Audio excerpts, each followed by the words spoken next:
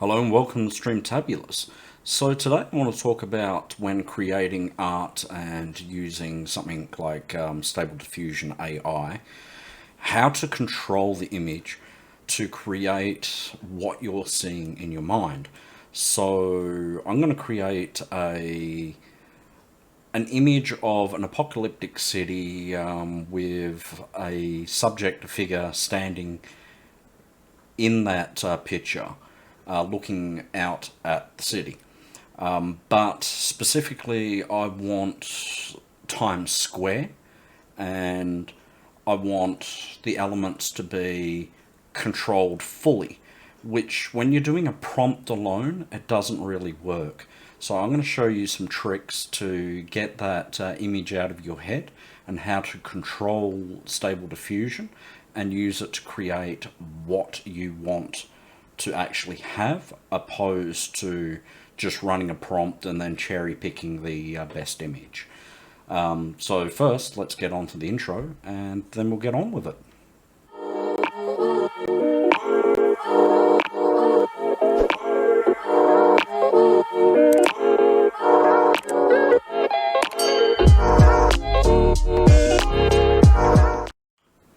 Okay, so here we are in Easy Diffusion, which is what we're going to be using today. And I've already just put up the top here, apocalyptic city, dirty, rubble, old.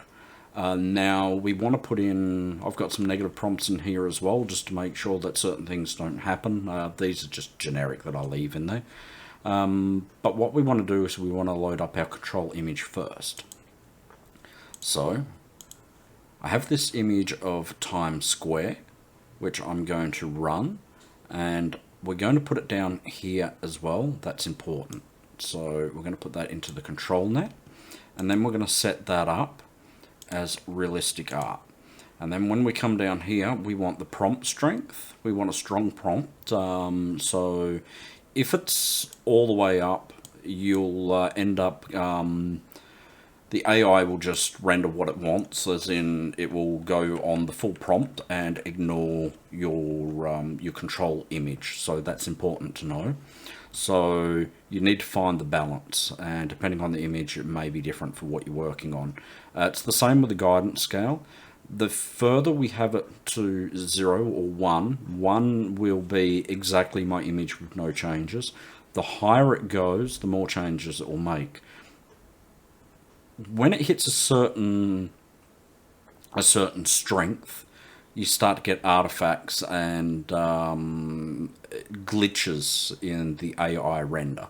You also, the higher you go, you start to get the AI will just ignore your image. So there's a fine balance between the two.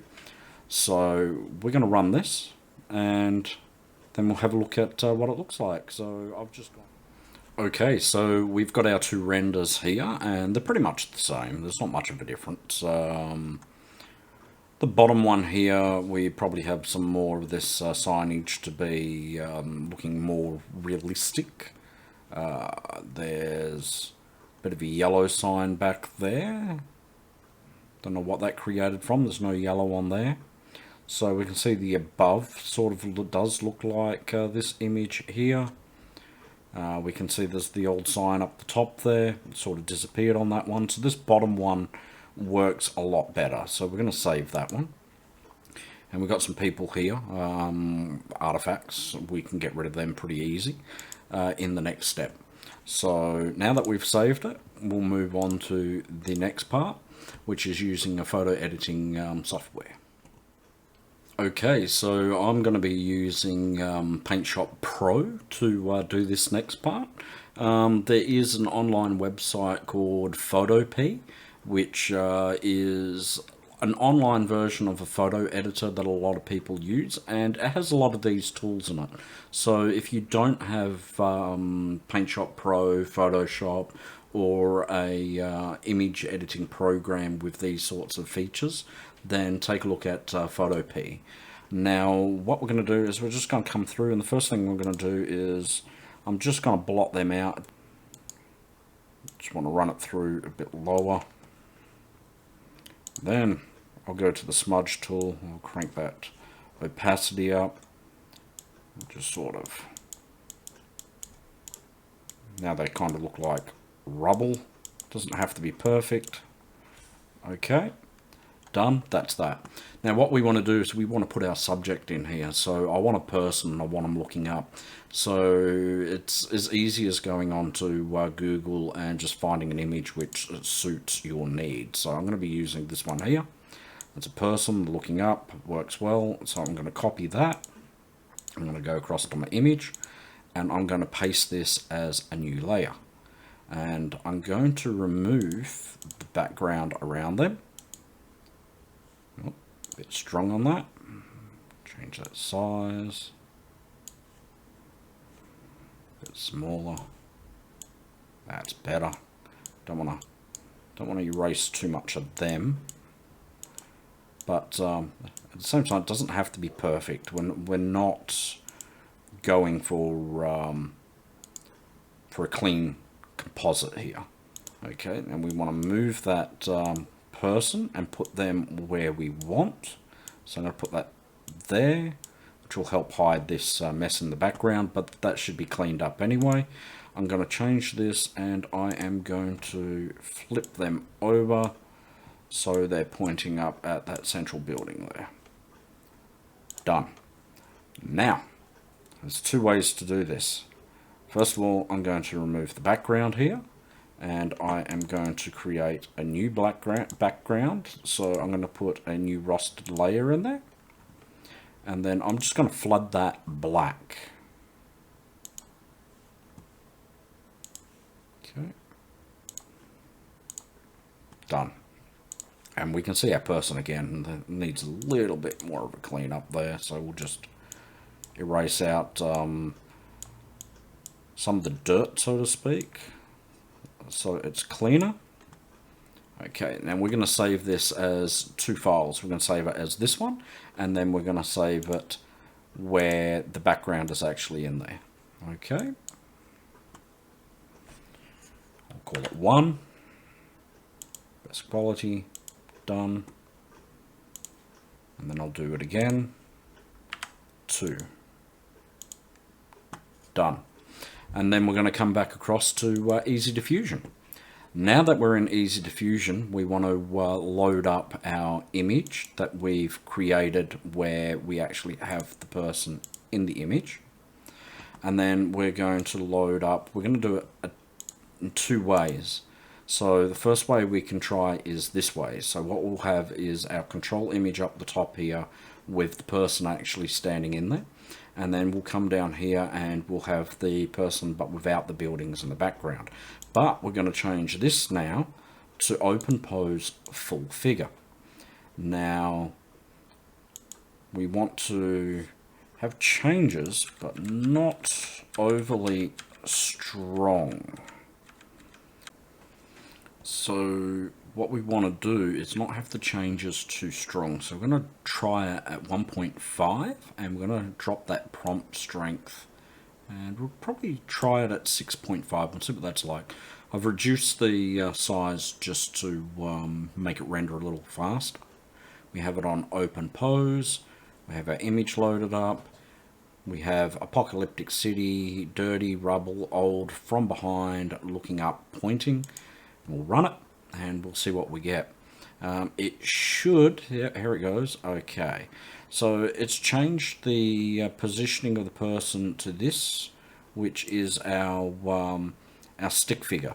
It didn't pick up on the arm, so the arm has gone down, which means we're not going to get that pointing up pose at all. We're just going to get someone probably looking off in the distance.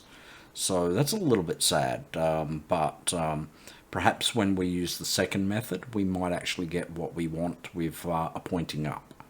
So, but this is one method that you can use to pose a figure and actually incorporate someone into your AI art, is by having it as full open pose and then putting a figure onto a canvas which is matching your original canvas as a black background, of course, and then letting it pick up and creating the posed figure. And then when it renders the art, you'll you'll have that person put in the way that you want it. So you're controlling what you're picturing, whether it's someone dancing or whatever it may be. So here we go. So we've got more of a desolate city here. We still have that clear New York City Times Square look. We have the building there. We have an old rubble car now in here. We've got more rubble that actually looks better for this part of it. The buildings are far more apocalyptic and far more run down. We are missing some of the banners. We can see that control that it has put that person in clearly, and we can see that we are getting an apocalyptic city. So that's actually a fantastic image that we can use, and we've controlled it in a way where it's using our original image but recreating a new image. Now we're not done. We can control this further, and we can get more control on the output. So we'll wait for the next one, and then I'll show you how to do the second method to give more control to the image.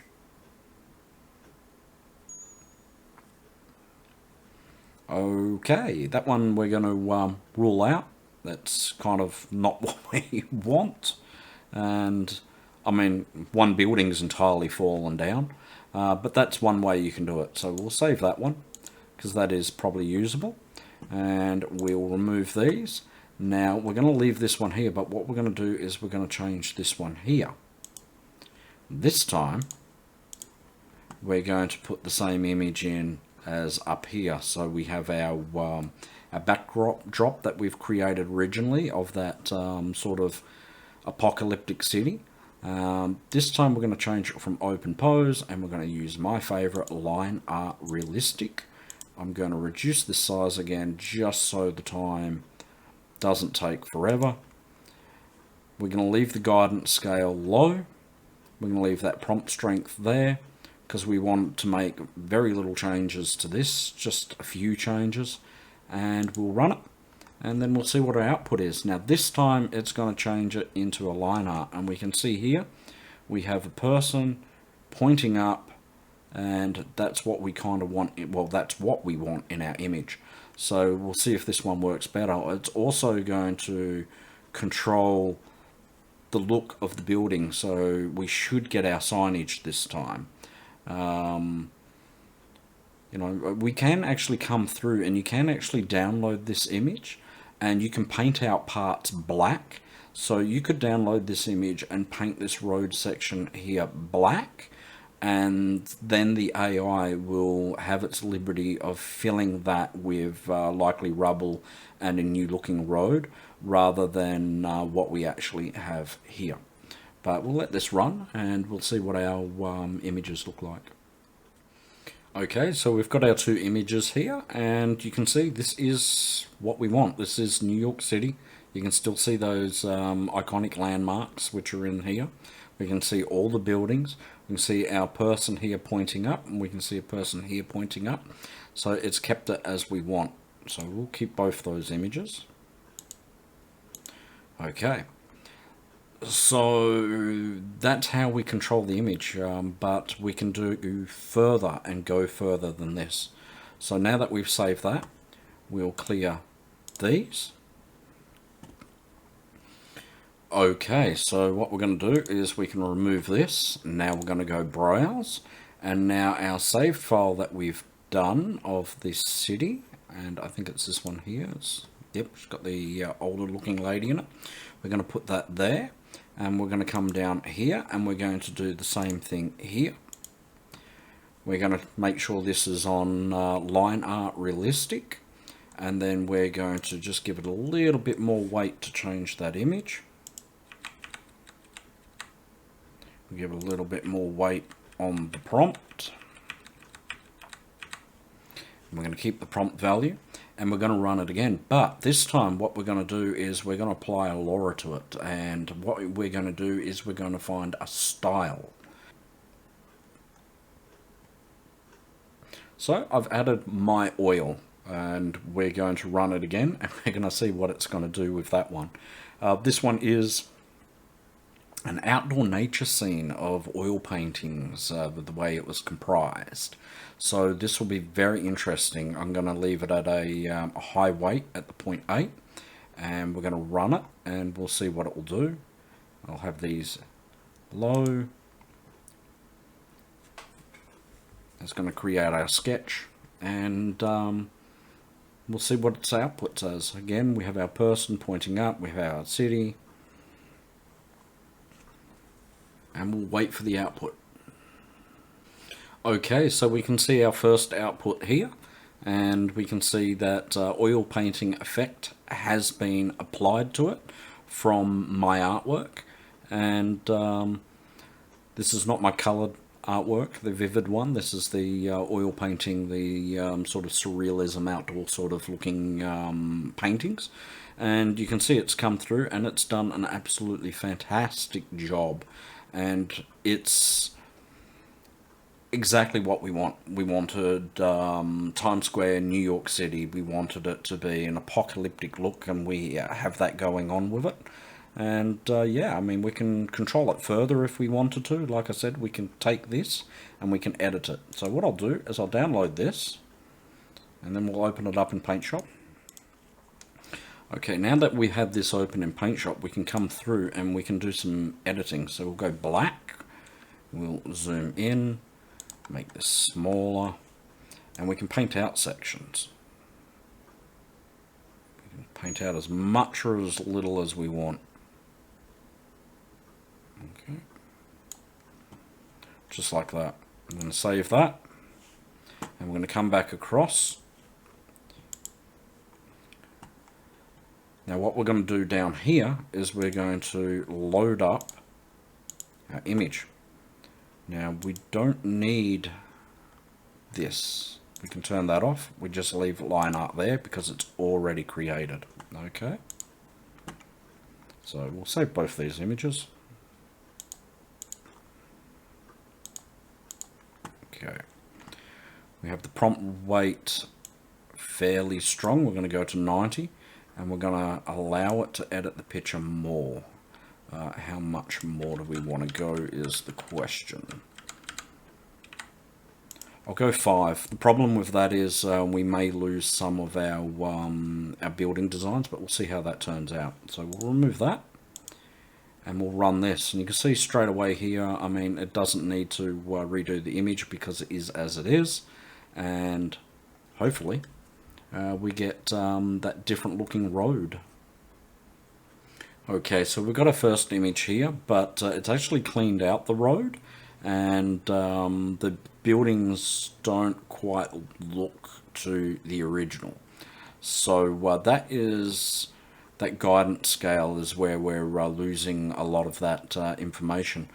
But the problem here is this base road. So what we'll do is we'll stop that, we'll remove that. Okay, we'll clear that out, and we're going to just put up that guidance. We're going to rerun the image, but we're only going to run it from the line art this time, and we want to put lots of rubble, and we're going to run that, and we're going to take the output image that it creates, and we're going to use Paint Shop Pro and Composite to create more of what we want. Okay, so we got 2 images here. These ones are a little bit more cartoony, but that's okay. I think I can work with that still. The reason this happens is because as you're creating your work of art, it actually remembers as you're going through, and it goes, okay, this person wanted this, and it stays with that style in its memory. So to stop that from happening, you'd have to close out Easy Diffusion and reload it. So, but we're not going to do that. So what we're going to do is we're going to come across to Paint Shop Pro. Okay, so I have already opened up the existing one that we worked on, and I have overlaid this, and what we want to do is we want to go to the eraser tool. We want to make it nice and big, and then we want to come through and basically merge what we want together. So we'll come through like that. I'll leave that. So all we're doing here is we're going to basically merge the two buildings together and create the work that we want, or the image, to more of what we're picturing in the head. I'm going to leave that smoke effect in the background there. We want our building back as it was. Here we go. That's our image. Save that as 4. And then we come back across into Easy Diffusion. In here, we're going to load the image that we just did. We'll clean this off. We will remove that. We'll apply number 4 in there. We will put the filter as line art realistic. Resolution's a little high. We will cut that back. Guidance scale, we'll bring that down to about 2.5. Oh, yeah, about 2.5. It's probably going to lose some of our building. Put it to 2. Kind of want it to blend together more than make over too many changes. And then we'll apply my style here as well. Okay, so I have my oil painting style here, and we'll leave it on 0.8. And from there, we're going to run it. It will create our base here, our sketch, and then it should build our image and hopefully create more of that look that we're going for. We'll let it render. Okay, so here we go here, and we can see our oil painting image has been created. We have a person pointing up. On this one, we didn't quite get that. But we can see that we have that iconic Times Square New York buildings look, with the apocalyptic look to it, where they're run down, they've fallen apart, which is what we're looking for, and it's in the style that we're looking for. And that's how we control it. And I've come up here and I've added sky, dark smoke, the apostrophe after that, and then dirty for the rest of it. There's little changes that you can add to your prompt now that you have your style to it, to describe it a little bit more, and you can keep going from there and working on your artwork. And of course, as I always say, you know, you can use these images as layers, and you can put that into Paint Shop Pro, and you can reincorporate that smoke into the background to make it stand out more and finish the editing. And that's how we control it to make it our artwork rather than just a cherry-picked prompt.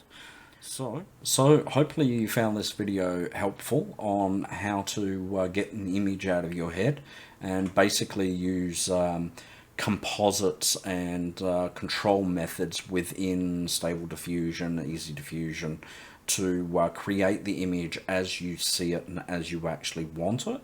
And I've created my styles for my style of artwork for the oil paintings and whatnot. I use the oil painting styles that I've chosen because when I am in Paint Shop Pro, it's easier for me to clean up, having disabilities of the buggered arm and the muscle condition. And you can do that in your style. So you may have a technology-based cyberpunk style that you might want to incorporate into it, and do that final render as that, and just make the image your own. Build it up, control it fully, and then create it, so you get that work of art that is uniquely yours. So hopefully you found this video helpful, and don't forget, of course, to like, subscribe, and get the bell on. And I will see you in the next Streamtabulous video. Thank you for watching my video and sticking around to the end. If you like my videos, it'd really help me out if you could like and subscribe. It helps the YouTube algorithm to push my videos out there to more viewers, which in turn helps me and helps everyone. So thank you for watching my video and hanging around to the end, and I will see you in the next video.